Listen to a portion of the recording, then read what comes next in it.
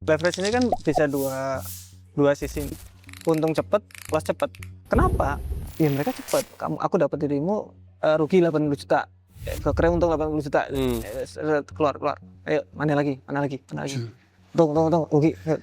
Efeknya itu aku lihat dari efek kebiasaan kayak gitu. Itu kayak terus menerus jadi kesenangan deposit. Nah, itu Kebalik ya, kesenangan withdraw. nah, senang WD jangan deposit, udah stop depositnya. Kebalik, kesenangan WD bukan kesenangan deposit.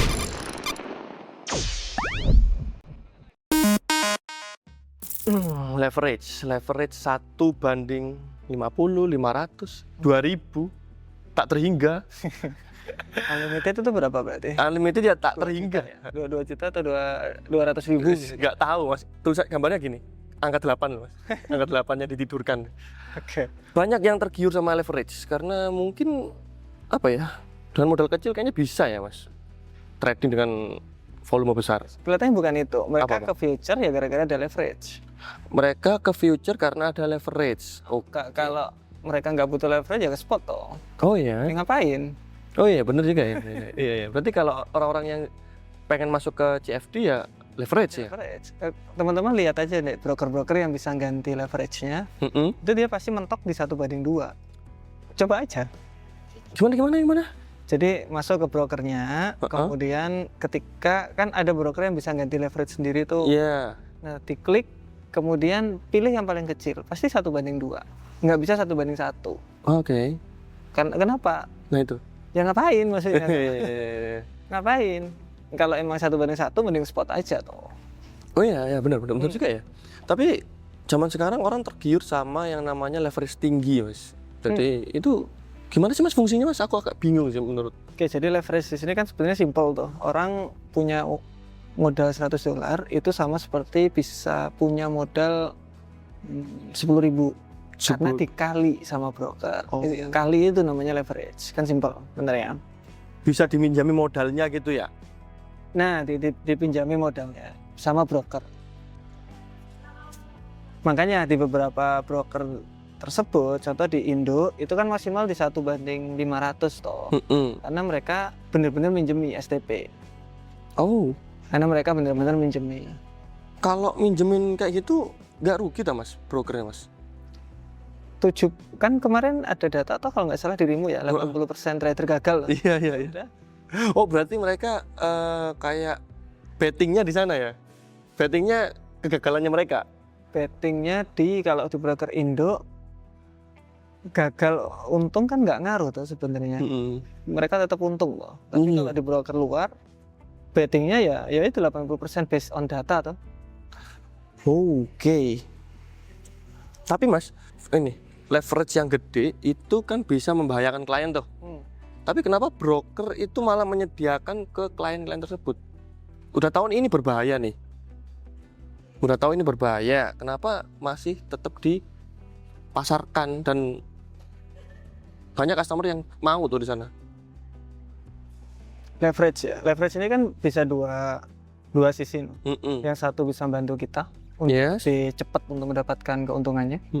Yang kedua juga bisa kebalikannya, yaitu menghancurkan cepat atau loss cepat. Jadi untung cepat, loss cepat. Untung cepat, loss cepat. Soalnya kan dipercepat sama dia. Ya. Dipercepat berapa kali kan gitu. Di leverage berapa kali? Di leverage 100 kali lipat. Jadi lebih cepat 100 kali lipat untuk dapat profitnya. Bisa jadi ruginya 100 kali lipat lebih cepat juga. Cepat. Nah, kenapa kalau leverage tinggi di sini itu disukai sama broker? Itu sebenarnya menarik karena kita udah searching based on data. Broker-broker sekarang itu pengen retentionnya agak cepat. Broker sekarang retentionnya agak cepat, oke. Dulu kan pengen mereka itu punya satu customer loyal lama. Ya kan? Dulu kan kita punya broker, mereka punya customer loyal yang lama. Berapa tahun. Sekarang mereka nggak butuh. Karena ada itu. Karena mungkin mereka broker luar yang nggak tahu regulasinya seperti apa. Jadi mereka pengen cepet-cepet ngabisin uangnya si tradernya. Cepet habis, cepet selesai, cepet ganti orang. Dan itu bisnis model yang menurut saya dalam sisi risk management, oke, kita ngomongin bisnis loh ya, ngomongin yang lain loh ya. Aku, make sense, karena mereka nggak tahu nanti regulasinya seperti apa. Kemudian yang penting cepetin aja nih. Jadi broker itu punya chance 80% untung ya Mas ya? Anjay. 87. Teman-teman ke broker aja lah. Broker Australia atau broker apa? Yang Australia biasanya. Itu di ininya, di websitenya itu ada pasti berapa persen trader di broker ini rugi. Oh ada ya? Ada datanya di situ. Data langsung, data real dari broker tersebut ada. Oke, tapi kalau ini Mas, ada nggak di Indonesia maksimum leverage atau minimum leverage yang udah diatur sama Bapepti atau yang diatur OJK? sama Bapepti kalau nggak salah ya, ini kok correct me if I'm wrong ya. Kalau nggak salah di 1/200 sebenarnya. Oke. Sama Bapepti itu segitu. Tapi beberapa broker sudah bisa 1/500. Itu kelihatannya mereka nambah sendiri. Berarti salah satu tindakan yang agak nyelempeng dikit? Enggak sih, enggak. Ya nggak tahu juga. Tapi yang aku tahu seperti itu. Tapi kalau nyelempeng kelihatannya enggak, masih dalam gray area. Oh, oke. Kalau nggak salah seperti itu. Kalau nggak salah ya, coba dikoreksi yang punya broker. Yang punya kita, jangan. Tapi kalau untuk orang-orang yang money management, kayaknya nggak begitu perlu leverage nggak? Bener nggak sih Mas? Kalau orang-orang yang resikonya 1% per trade, 0,5% per trade, sebenarnya nggak begitu butuh. Leverage besar-besar tuh 0,5, 1% itu nggak butuh leverage gede sebenarnya. 1/2, 1/1 masih oke kok. Jadi leverage gede itu hanya diperuntukkan untuk orang-orang yang pengen dipercepat. Entah itu apa, dipercepat keuntungan, dipercepat jackpotnya. Makanya kadang-kadang itu aku saranin kan, kalau kita lagi live trading itu, kalau teman-teman itu trading dapat untung gede, cepetan 2D. Karena nggak tahu nanti diambil lagi nanti biasanya sama broker. Itu leverage 2000 itu minimal modal tuh berapa? Itu bisa lot berapa? Saya juga bingung itu. Itu disukai tuh kayak orang-orang yang $100, apalagi unlimited, $10 bisa pakai satu lot. $10 bisa satu lot. Gitu. Kan leverage-nya unlimited, dia bisa pakai lot berapapun dengan modal berapapun. 0,01 berarti dikali 100 kali entry. Ya, nggak usah langsung satu lot aja. untung rugi. Kan lebih ini Mas, lebih seni suaranya. Lebih seni gitu. Terus kalau nutup kita profit gede tuh. Siap. Tapi Mas Rizky pernah nggak pakai leverage besar? Leverage besar waktu challenge itu pasti pakai leverage besar. Oh. Karena contoh di ini ya, challenge kemarin kan modal di 200 tuh. Yang jadi apa ya, 120 kalau nggak salah. Itu kan ada portofolionya tuh. Lihat aja leverage-nya pasti gede. Karena kalau nggak gitu kita nggak bisa aim gain segitu gedenya. Tapi apa yang kita harapin dari situ ya bakalan loss cepet juga kayak gitu. Oke. Berarti itu khusus hanya untuk yang challenge ya Mas ya? Nah, untuk orang yang yang gabut aja tradingnya. Kalau levelnya masih belajar jangan ya teman-teman? Jangan. Kalau ada nggak sih Mas rekomendasi leverage untuk pemula? Menarik. Biar aman lah Mas. Sebenarnya di regulasi ASIC. Di regulasi yang lumayan ketat ya, tier 1 gitu ngomongnya. Itu leverage-nya biasanya di 1/30 sampai 1/50. Itu udah aman ya? Bukan, maksimum. Jadi maksimumnya mereka itu 1/30 kalau di ASIC kalau nggak salah. Jadi kita nggak bisa naikin leverage itu, nggak bisa. Ya segitu mentok. Dan ada batasan lotnya kali ya? Ya nggak ada, ya kan. Enggak, maksudnya kalau entry-nya lebih dari modalnya, lotnya kan nggak bisa entry. Nggak bisa entry, karena leverage-nya kan kecil. Nah, itu kalau disaranin untuk pemula paling ya itu aja jadi acuan. Mereka punya harga, jadi mereka punya angka leverage 1/30 atau 1/50, pasti mereka punya data. Dan regulasi tier 1 itu pengennya tradernya kan untung. Nah, itu pasti dari situ. Makanya sekarang banyak orang-orang yang suka leverage gede Mas ya. Pengen untung cepet Mas. Iya, leverage gede itu menarik. Kalau buat broker itu, broker berbondong-bondong pengen leverage besar. Serius, hampir semua broker lihat aja pengen leverage-nya dibesarin. Kenapa? Biar cepat untung, cepat rugi, cepat ini retensinya biar cepet. Cepat buar ya, cepat ganti orang, cepat deposit. Contoh nih dirimu nih, karena ada beberapa broker luar kan, Ya. yang bener-bener gencar-gencaran tuh sekarang kan, kalau nggak salah bayar IBB kan lagi gencar-gencaran ini. Kenapa? Ya mereka cepet. Aku dapat dirimu rugi 80 juta, brokernya untung 80 juta, ya wes keluar. Ayo mana lagi. Tunggu rugi, cepet. Makanya yang nyari baru, yang nyari customer baru harus lebih cepat lagi. Berarti broker memang nyediain fitur ini nih, fitur yang cepat nih. Model bisnis, model bisnisnya memang apa ya, kalau kita belajar bisnis emang ada model bisnis biar retensinya itu biar cepat ya. Makanya perputaran di broker tuh kenceng banget maksudnya yang internasional ya. Makanya ketika yang minusnya itu orang jadi nggak loyal di situ. Jadi nggak loyal karena keluar masuk cepat.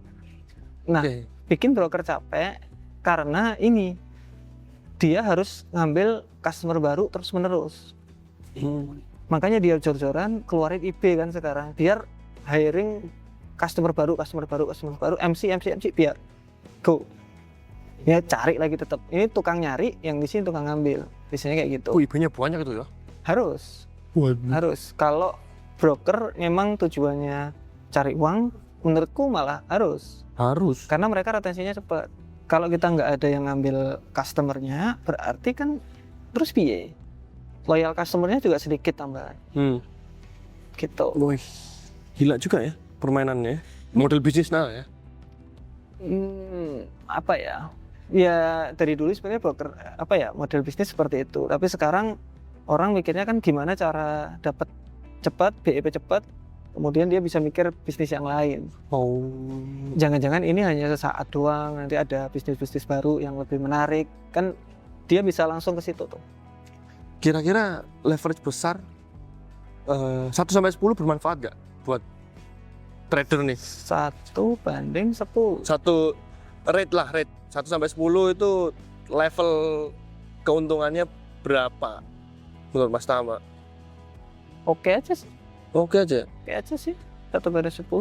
Tapi kebanyakan dimasuki sama orang-orang yang ini Mas, yang itu Mas. Ya nggak masalah, kan itu beda target market terus mereka. Kalau kita ngomongin broker loh ya, jadi terserah sih, nggak masalah. Tapi tetap bisa aman ya Mas ya? Nggak ada yang aman. Oke. Nggak ada yang aman. Walaupun money management pun kalau teman-teman lihat juga sering loss juga toh. Padahal money management itu. Jadi konsepnya dipinjamin broker Mas ya? Teman-teman biar nggak rugi banyak-banyak lah. Dan untungnya, ketika kita untung nggak banyak, ruginya juga nggak bakalan banyak. Dan itu bisa sustain lebih lama. Hanya karena leverage ataupun itu, berarti orang-orang bisa depo kecil. Iya. Iya benar ya? Jadi leverage gede berarti dia bisa depo kecil. Berarti bisa cuma trading $10, $20 loh? Bisa. Anjay, $10, $20 habis berapa menit itu? Aman itu. Apalagi pas NFP itu, kelok itu. Apa ya? Ya kita nggak bisa mungkiri ya. Jadi banyak orang yang pengen trading di sini tuh dimanapun ya. Manipulasi market, kemudian bisnis modelnya yang macam-macam itu pasti banyak. Dan pasti ada yang baru. Ini yang dari dulu itu ada binomo, Oluntre, kemudian sekarang banyak Polymarket. Kan nanti muter-muter aja di situ. Nah, orang ini takutnya opportunity cost-nya hilang. Jadi mereka cepat-cepat dapat, nanti mereka bisa invest di yang lain. Gila. Berarti leverage sekencang itu ya. Efeknya.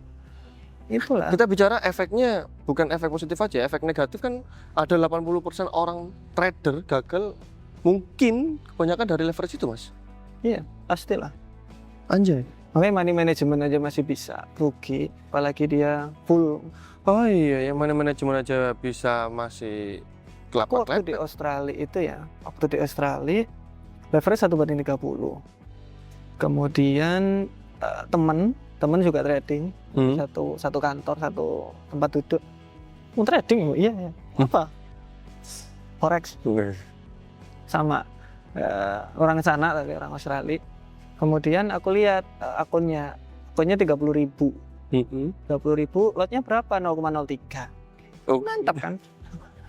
Terus kita liatin, oh aku tahun kemarin untung di 10.000 kok. 10.000. Oke kok. Dia cuma pakai support dan resisten.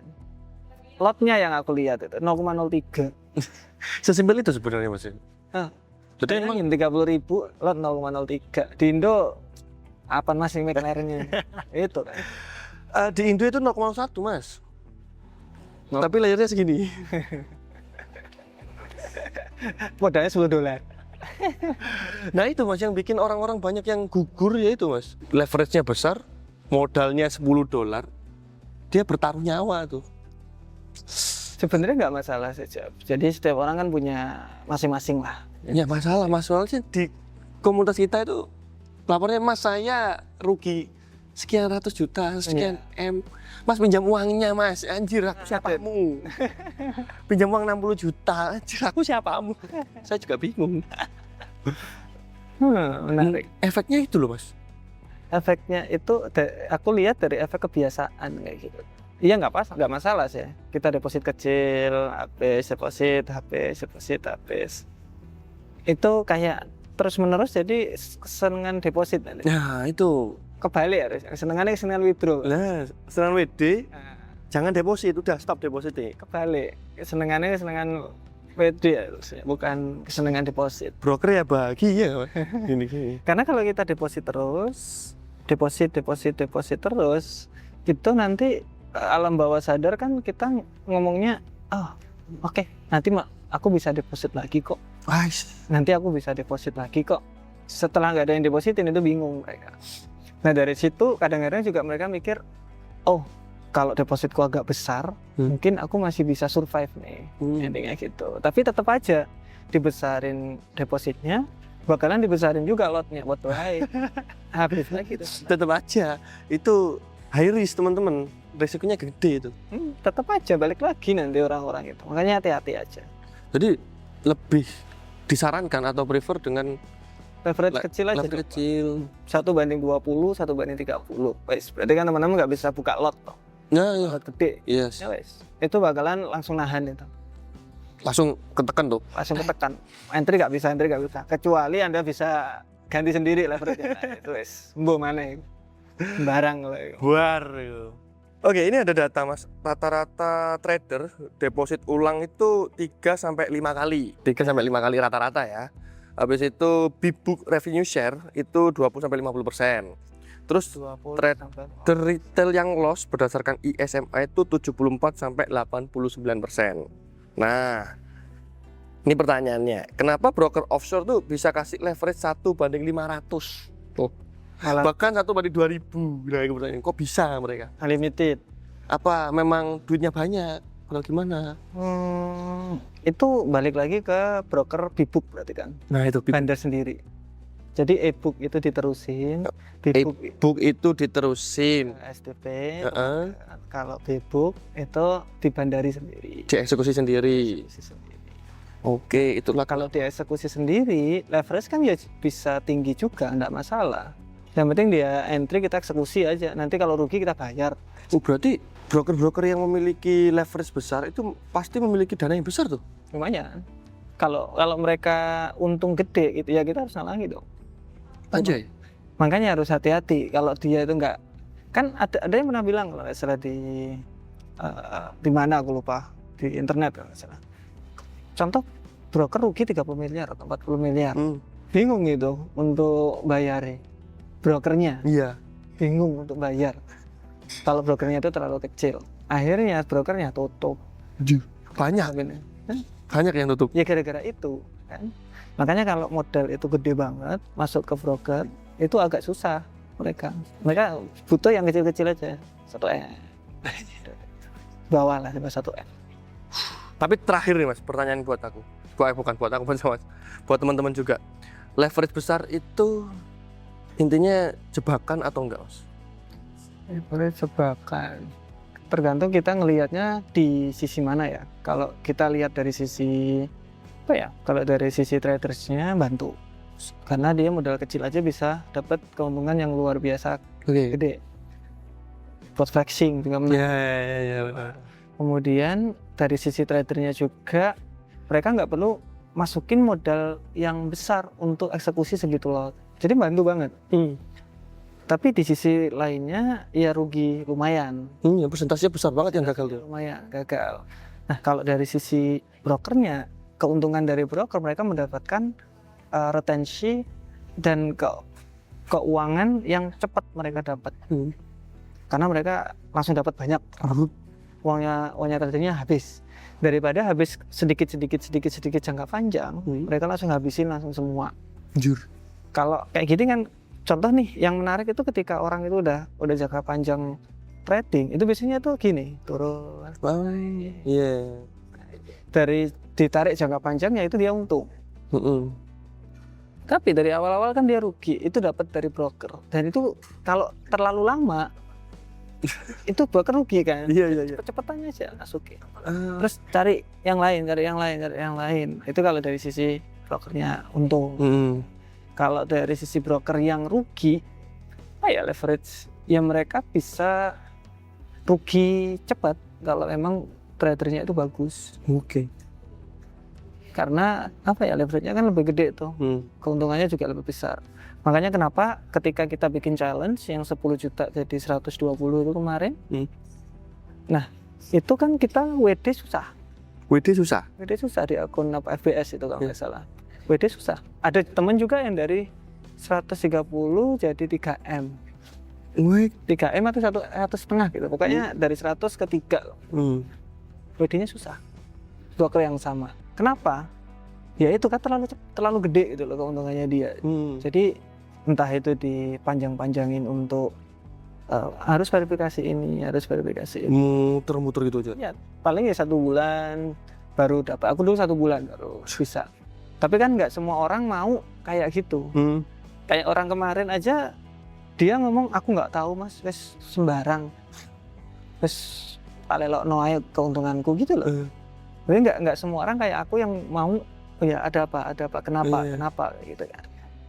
Kayak gitu. Tapi kalau dari segi trader nih mas, leverage gede itu tadi sisi tradernya. Bahaya juga itu.